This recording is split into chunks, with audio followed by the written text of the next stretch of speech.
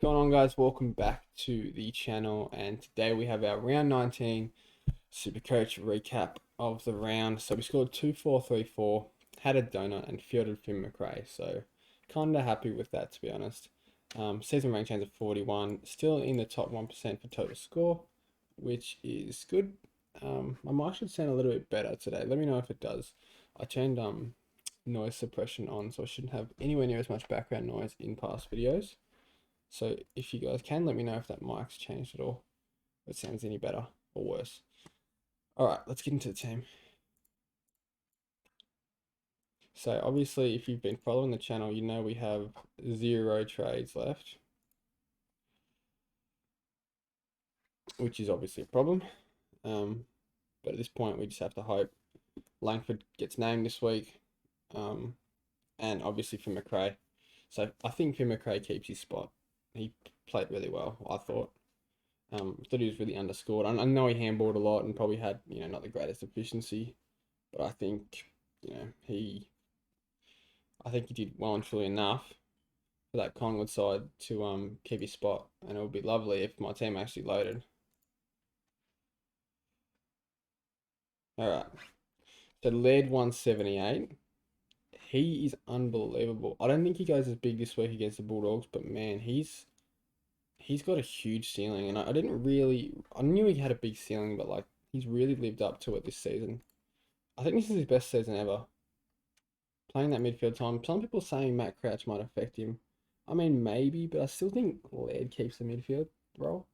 If anyone loses their midfield role, it's probably going to be Seedsman. Anyway, Tom Stewart solid, Ridley solid, Lloyd solid. Hearn, I didn't see his game, but 93, I'm happy with that. And Short 89. I mean, the thing with Richmond and Short is they got blown out, and they really didn't have any good Supercoach scorers. I think they had Rioli ton up, and that was pretty much it. So down week for Richmond, they'll bounce back, I'm sure. Against Freo, Short should go large. Steele was a little quiet. Oh, so this isn't my captain. So I actually vice captain Walsh and captain McRae. So got very lucky with that. So Steele 109, we'll take it. It's not amazing for the price he is, but you still take a 109. Walsh 81 got tagged by, who was it? Josh Simpson, I think, went to him for a bit, and Will Phillips. They did like a dual tag thing. It was weird, but frustrating. The thing with Sam Walsh is he's probably going to get tagged every week now. He's definitely put himself on the map as a top, 1, 2, or 3 player in the competition. So, um, man, he's 674k. Ridiculous. But yeah, probably gets tagged every week from here on out. Maybe from here on out for the rest of his career. Honestly, he's that good. I'm gonna change the lighting. Um, but yeah, so we have a bit of a dilemma with Walsh on the fact that he probably gets tagged, and also he plays Jitterbug West in the last round. So that probably means a De Boer tag. Hopefully Cripps can come into some form and actually help him out and maybe take some of the, you know, pressure off Walsh, but at this point it doesn't look like it's going to happen. Tug Miller 115, he's a lock. I think Steele, McRae, and Miller are probably my only 3 locks. Actually, and Oliver. I'll probably lock all those 4 in next year. Um, like I said with Walsh, I think he gets tagged more often than not. That's the only reason I probably wouldn't pick him, and I'm a Carlton fan, so I have all the right to be biased, and I think he is the best player in the comp, but I just think he will get tagged too much. I don't think Steele, like Miller maybe, McRae doesn't really get tagged, and Oliver on the occasion, but he still averages 122. So yeah, I think Steele, Miller, McRae, and Oliver are my only locks for next year. Merritt 71. I don't even know if he got tagged. Him and Parrish went shocking. I don't know what happened then. Lyons 100. He's sort of come back down to earth since Neil come back, which is alright, but still averaging the 117. We'll take it. Brayshaw 109. So he's been really good. For the price we paid, I'm really happy with him. Grundy 85. So it feels like there's never a week where both Gawn and Grundy go big. It's always one or the other. And it's more often Grundy, I feel. But, I mean, Gawn's averaging more. But Gawn's had a couple of bad weeks, hence his 554k price tag. But, yeah, you just don't trust them like you used to. It's a big week for captaincy, vice captain. We'll talk about it in a second, but I think Gawn's probably a decent option this week against the Suns. So Dangerfield 165. He has been a perfect pickup. I think we paid 490 for him, something like that. So very, very lucky with that pickup. Got him absolute bottom dollar, and he's obviously a 600k player. Um, yeah, lock every year. Patrick Dangerfield, if he's a forward, absolute lock. Aaron Hall 124. He will be locked into my team next year on the back line for sure, no doubt about it.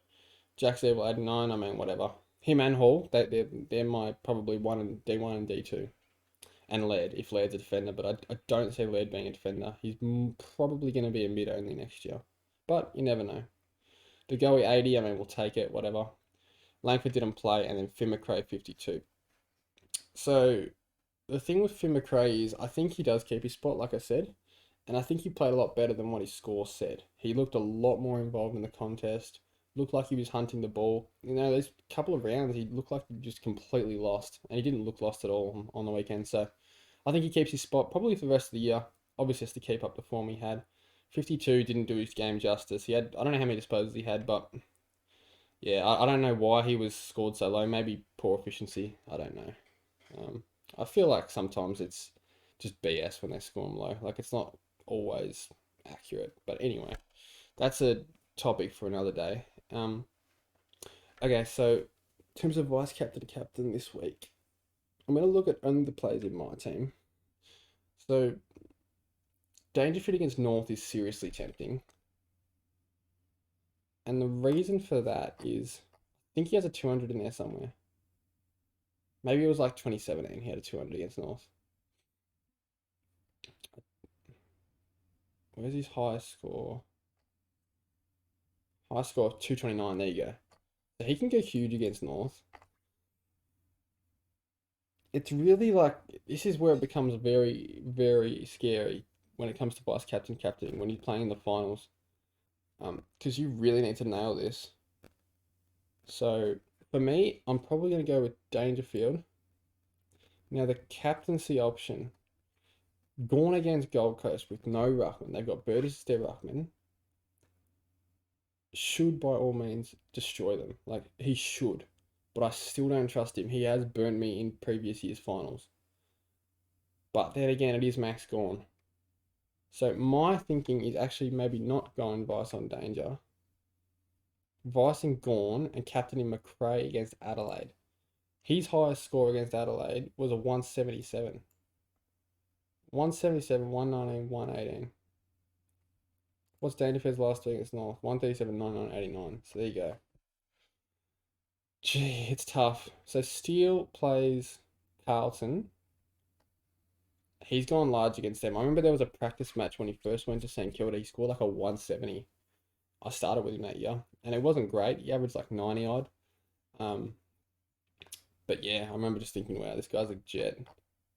So he's also tempting, and we know how reliable he is. That's a down week for Steel standards.